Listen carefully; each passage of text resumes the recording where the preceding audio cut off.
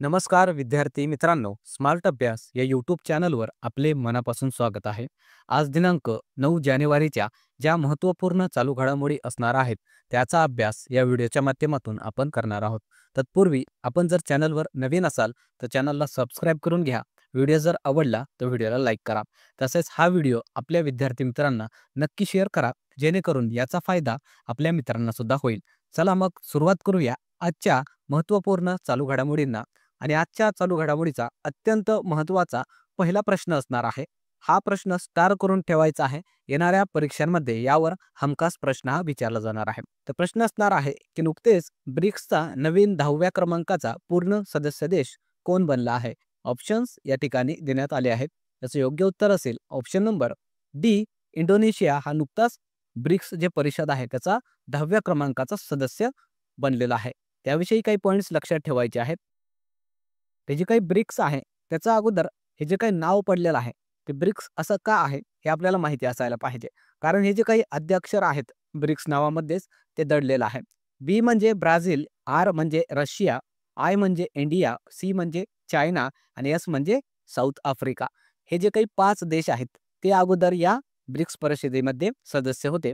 नंतर कालांतराने या जी काही संघटना आहे, ही जी परिषद आहे त्यामध्ये सदस्य हे वाढत गेलेले आहेत. तर सध्या आता ही जी काही सदस्य संख्या जर विचारली तर या ब्रिक्समध्ये 10 एकूण सदस्य आहेत. या अगोदर 2024 मध्ये 4 देश हे सदस्य बनलेले आहेत. तर ते 4 नावं लक्षात ठेवायची आहेत. इजिप्त, इथिओपिया, इराण आणि UAE. आणि यावर्षी 2025 मध्ये नुकतंच इंडोनेशिया हा 10व्या क्रमांकाचा ब्रिक्सचा पूर्ण सदस्य बनलेला आहे. त्यानंतर मित्रांनो, ही जी काही ब्रिक्स आहेत त्याची स्थापना कधी झाली होती तर 2001 साली झालेली होती. त्यावेळेस फक्त हे 4च देश हे संस्थापक देश राहिलेले होते. ब्राझील, रशिया, भारत आणि चायना. पुढे 2010 मध्ये दक्षिण आफ्रिका या ब्रिक्सचा सदस्य बनलेला आहे. आणि त्यानंतर ही ब्रिक जी अगोदर होती ती नंतर ब्रिक्स असं झालेली आहे. पहिली ब्रिक्सची परिषद ही रशिया या देशामध्ये 2009 ला झालेली आहे. आणि सध्या एकूण 10 देश आहेत. हे 10 देश सुद्धा आपल्याला लक्षात ठेवायचे आहेत. तर हे 10 देश कोणते आहेत? तर Brazil, Russia, India, China, south Africa, Egypt, Ethiopia, Iran, UAE आणि इंडोनेशिया. तर हे आपल्याला प्रश्न विचारले जाऊ शकतात. एकूण सध्या सदस्य देश हे किती आहेत आणि नवीन सदस्य कोण आहे विचारलं तर इंडोनेशिया हे नाव लक्षात ठेवायचं आहे. तसेच या परिषदेचा उद्देश काय आहे तर ब्रिक्समधील जे सदस्य देश आहेत त्यांच्यामध्ये शांती, विकास व सहयोगाला प्रोत्साहन देणे या परिषदेचा उद्देश आहे. हे सुद्धा आपण लक्षात ठेवायचं आहे. हे जे काही ब्रिक्स परिषदा आहेत मागच्या काही कालावधीमध्ये झालेल्या त्या कोणत्या देशात झाल्या त्या आपल्याला माहिती असायला पाहिजे. यावर मागच्या काही परीक्षांमध्ये प्रश्न हा विचारण्यात आलेला आहे. तर ब्रिक्स जी परिषद झालेली आहे 2023 ची ती भारतामध्ये झालेली आहे. ब्रिक्स 2024 ची रशिया या देशात झालेली आहे आणि 2025 ची ती आता ब्राझील या देशामध्ये होणार आहे. तर हे काही महत्त्वाचे पॉईंट्स आहेत ते आपण लक्षात ठेवायचे आहेत. त्यानंतर पुढचा प्रश्न असणार आहे. नुकतेच जस्टिन ट्रुडो यांनी प्रधानमंत्री पदाचा राजीनामा दिला. ते कोणत्या देशाचे प्रधानमंत्री होते? ऑप्शन्स या ठिकाणी देण्यात आले आहेत. जे योग्य उत्तर असणार आहे ऑप्शन नंबर ए, कॅनडा या देशाचे ते प्रधानमंत्री होते आणि नुकतंच त्यांनी प्रधानमंत्री या पदाचा राजीनामा दिलेला आहे. त्याविषयी काही पॉईंट्स लक्षात ठेवायचे आहेत. हे जे काही जस्टिन ट्रुडो आहेत ते कॅनडाचे माजी प्रधानमंत्री आहेत मित्रांनो. आणि त्यांच्या पार्टीचं नाव लक्षात ठेवायचं आहे लिबरल पार्टी. आणि हे जे काही यांनी राजीनामा दिला ते कशामुळे दिला तर त्यांच्यावर भ्रष्टाचारचे आरोप लावण्यात आलेले होते. तसेच भारत आणि जे कॅनडा आहे या 2 देशांमध्ये त्यांनी संबंध बिघडवला असा त्यांच्यावर आरोप होता मित्रांनो. यामुळे जे काही त्यांच्या सभागृहामधले अर्ध्यापेक्षा अधिक अशा खासदारांनी त्यांच्या राजीनाम्याची मागणीही केलेली होती आणि म्हणून त्यांनी या पदाचा राजीनामा हा दिलेला आहे. एवढं आपल्याला लक्षात ठेवायचं आहे. तसेच कॅनडा या देशाचा मुद्दा आलेला आहे. तर आपल्याला काही पॉईंट्स लक्षात ठेवायचे आहेत. राजधानी आहे ओटावा आणि चलन आहे कॅनेडियन डॉलर. त्यानंतर पुढचा प्रश्न असणार आहे. नुकतेच कोणत्या भारतीय संस्थेने स्वदेशी पॅरासिटामॉल औषध विकसित केले आहे? ऑप्शन्स या ठिकाणी देण्यात आले आहेत. त्याचे योग्य उत्तर असणार आहे ऑप्शन नंबर बी, CISR. ही जी काही भारतीय संस्था आहे तिने स्वदेशी पॅरासिटामॉल जी गोळी आहे किंवा औषध आहे त्याला विकसित केलेलं आहे. त्याविषयी काही पॉईंट्स लक्षात ठेवायचे आहेत. CISRचा लॉंग फॉर्म लक्षात ठेवायचा आहे. Council of scientific and industrial research. याची स्थापना झाली होती 1942 ला. मुख्यालय आहे नवी दिल्ली या ठिकाणी आणि याच्या स्थापनेमागचा उद्देश काय होता तर भारतामध्ये वैज्ञानिक ज्ञानाला चालना देणे व आर्थिक विकासाला प्रोत्साहन देणे हे आपण उद्देश लक्षामध्ये ठेवायचं आहे. तसेच जो CISR आहे त्याच्या देशभरामध्ये एकूण 37 रिसर्च लॅब्स आहेत मित्रांनो संशोधनासाठी आणि नुकतंच याने जे काही स्वदेशी असं पॅरासिटामॉल औषधचं निर्मितीही केलेली आहे आणि अतिशय महत्त्वाची ही पॅरासिटामॉलची औषध असते मित्रांनो. कारण ताप असेल किंवा अंगदुखी असेल यामध्ये हमखास डॉक्टर असतील किंवा मेडिकलवाले हे आपल्याला हीच गोळी देत असतात आणि अतिशय प्रमाणामध्ये गरज पडणारी ही गोळी आहे. तर याचा भारतामध्ये स्वदेशी प्रकारामध्ये त्याची निर्मितीही करण्यात आलेली आहे. तर ते आपण लक्षात ठेवायचं आहे. तसेच जे सीरम इन्स्टिट्यूट आहे पुणे पुणे या ठिकाणचं, त्याने कोविशिल्ड जी व्हॅक्सिन आहे त्याची निर्मिती केलेली होती आणि हे जे इन्स्टिट्यूट आहे ते जगभरामध्ये व्हॅक्सिनची निर्यातही करत असतं मित्रांनो आणि खूप मोठं फेमस असं नाव आहे सीरम इन्स्टिट्यूट व्हॅक्सिनसाठी. हे सुद्धा आपण लक्षात ठेवायचं आहे. त्याचं मुख्यालय आहे पुणे या ठिकाणी आणि सध्या प्रमुख आहेत आदर पुनावाला. त्यानंतर पुढचा प्रश्न बघण्या अगोदर व्हिडिओ कसा वाटला ते कॉमेंटमध्ये नक्की सांगायचं आहे. चॅनलवर नवीन असाल तर चॅनलला सबस्क्राईब करून घ्यायचं आहे. तसेच हा व्हिडिओ आपल्या विद्यार्थी मित्रांना नक्की शेअर करा जेणेकरून याचा फायदा आपल्या मित्रांना सुद्धा होईल. चला मग पुढचा प्रश्न बघणार आहोत. भारतीय ॲथलेटिक्स महासंघाचे नवीन अध्यक्ष कोण बनले आहेत? ऑप्शन्स या ठिकाणी देण्यात आले आहेत. त्याचे योग्य उत्तर असणार आहे option number C Bahadur Singh Sagu हे भारतीय ॲथलेटिक्स महासंघाचे नवीन अध्यक्ष बनले आहेत. यांच्याविषयी थोडे अधिकचे पॉईंट्स आपल्याला लक्षात ठेवायचे आहेत. भारतीय ॲथलेटिक्स जे महासंघ आहेत त्याचे अध्यक्ष बनले आहेत बहादूर सिंग सागू. या अगोदरचे अध्यक्ष कोण होते? आदिल सुमरीवाला. स्थापना झालेली आहे 1946ला. मुख्यालय आहे नवी दिल्ली या ठिकाणी आणि याचं कार्य काय आहे तर देशामध्ये ॲथलेटिक्स ज्या स्पर्धा होत्यात त्याचं आयोजन करणे. त्यासोबतच आपल्याला ज्या इतर नियुक्त्या झालेल्या आहेत 2024 या वर्षामध्ये त्यासुद्धा माहिती असणं गरजेचं आहे. कारण यावर सुद्धा आपल्या परीक्षांमध्ये प्रश्न हा विचारण्यात येतो. तर CRPFचे प्रमुख बनले आहेत विपुल कुमार, SSBचे प्रमुख अमृत मोहन प्रसाद, BSFचे प्रमुख बनले आहेत दलजीत सिंग चौधरी, CISFचे प्रमुख राजविंदर सिंग भट्टी, NSGचे प्रमुख बनले आहेत B श्रीनिवासन, SPGचे प्रमुख आलोक शर्मा, ITBPचे प्रमुख बनले आहेत राहुल रसगोत्र, NDRFचे प्रमुख पियुष आनंद, NCB अर्थात नार्कोटिक्स कंट्रोल ब्युरोचे प्रमुख बनले आहेत अनुराग गर्ग. त्यासोबतच जे आपले 3 सैन्य दल आहेत त्यांचे सुद्धा जे प्रमुख आहेत त्यांची नव्यानं नियुक्तीही करण्यात आलेली आहे. ते सुद्धा आपल्याला माहिती असायला पाहिजे. तर भारतीय हवाई दलाचे प्रमुख बनले आहेत अमरप्रीत सिंग, भारतीय नौदलाचे प्रमुख दिनेश कुमार त्रिपाठी, भारतीय सेना प्रमुख बनले आहेत उपेंद्र द्विवेदी.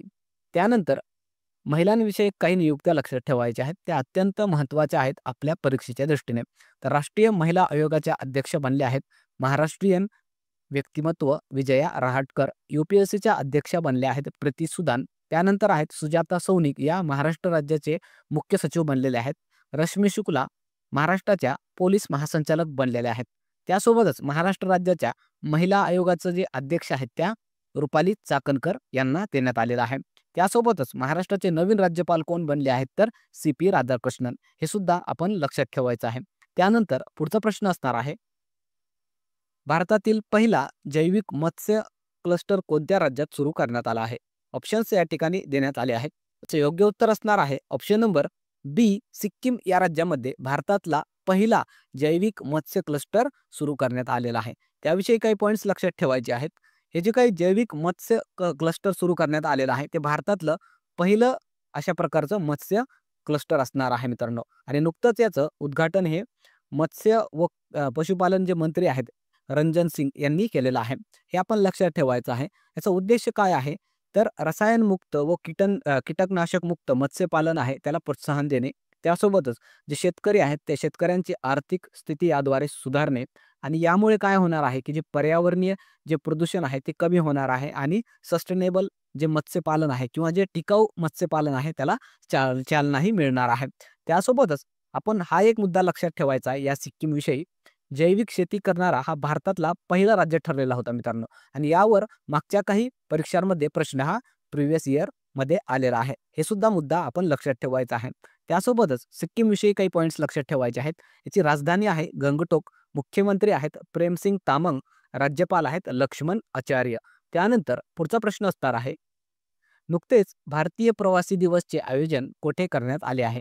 ऑप्शन्स या ठिकाणी देण्यात आले आहेत. याचं योग्य उत्तर असणार आहे ऑप्शन नंबर ए, भुवनेश्वर या ठिकाणी 2025चं जे भारतीय प्रवासी दिवस आहे त्याचं आयोजन हे करण्यात आलेलं आहे.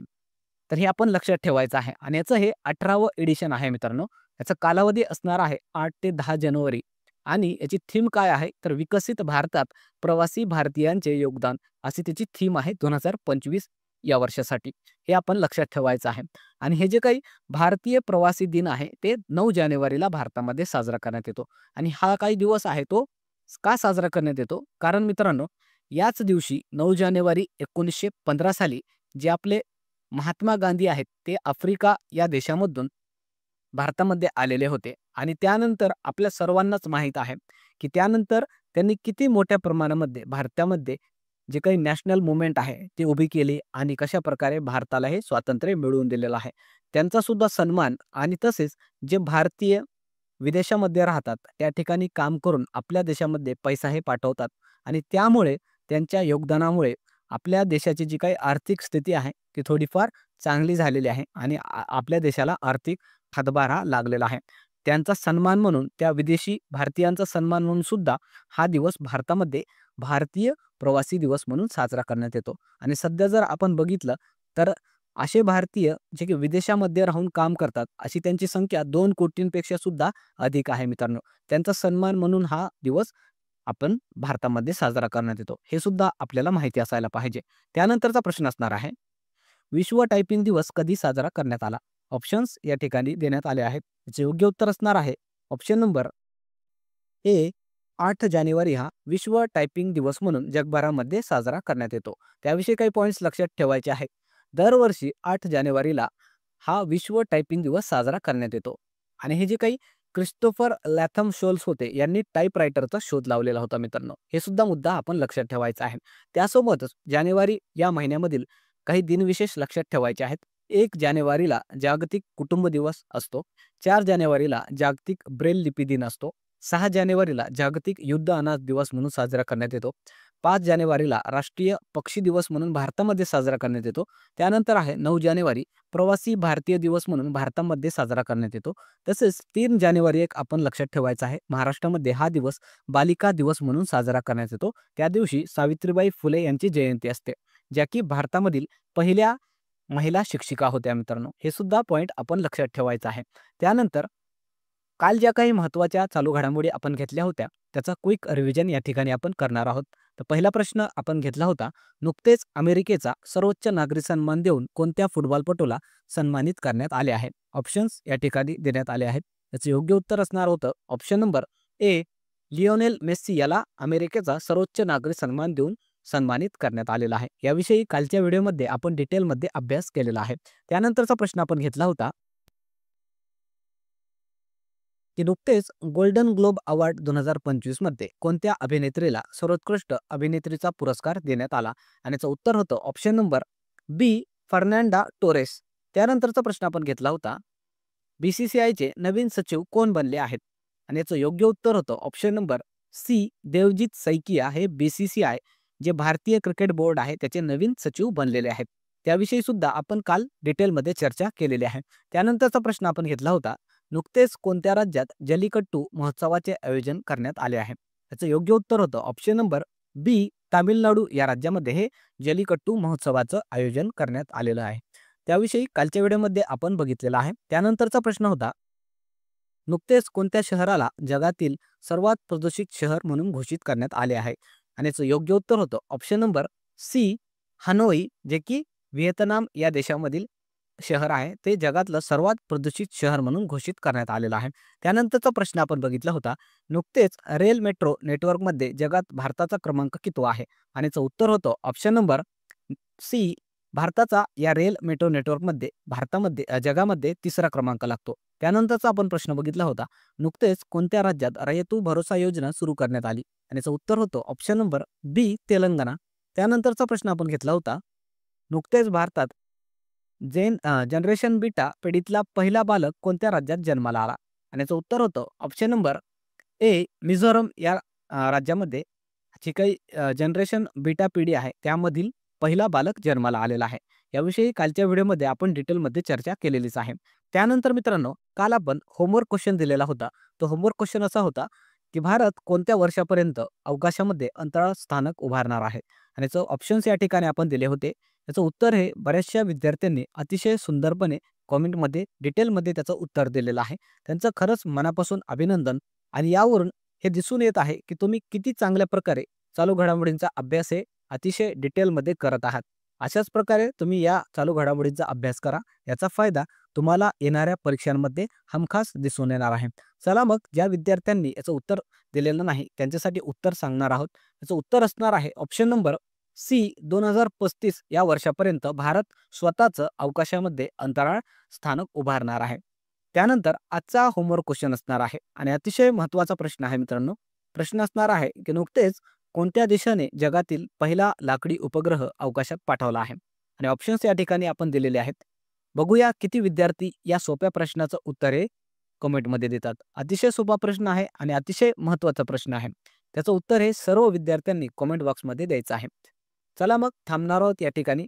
व्हिडिओ जर आवडला तर व्हिडिओला लाईक करायचा आहे. चॅनलवर नवीन असाल तर चॅनलला सबस्क्राईब करून घ्यायचं आहे.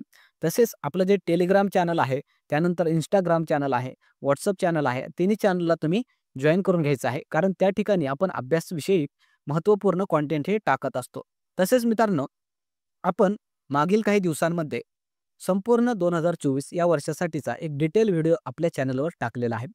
ज्या विद्यार्थ्यांनी तो व्हिडिओ पाहिलेला नाही त्यांनी आवर्जून तो पाहायचा आहे. कारण त्या 2024च्या सर्व वर्षभराच्या घडामोडी त्यामध्ये आपण कव्हर केलेल्या आहेत आणि त्याचा फायदा तुम्हाला येणाऱ्या परीक्षांमध्ये होणार आहे. म्हणून ते तुम्ही व्हिडिओ पाहून घ्यायचा आहे. तसेच त्याच्या नोट्ससुद्धा आपण आपल्या टेलिग्राम चॅनलवर मोफतमध्ये टाकलेल्या आहेत. चला मग, थांबणार आहोत या ठिकाणी. पुन्हा भेटूया एका नवीन व्हिडिओसह. तोपर्यंत धन्यवाद.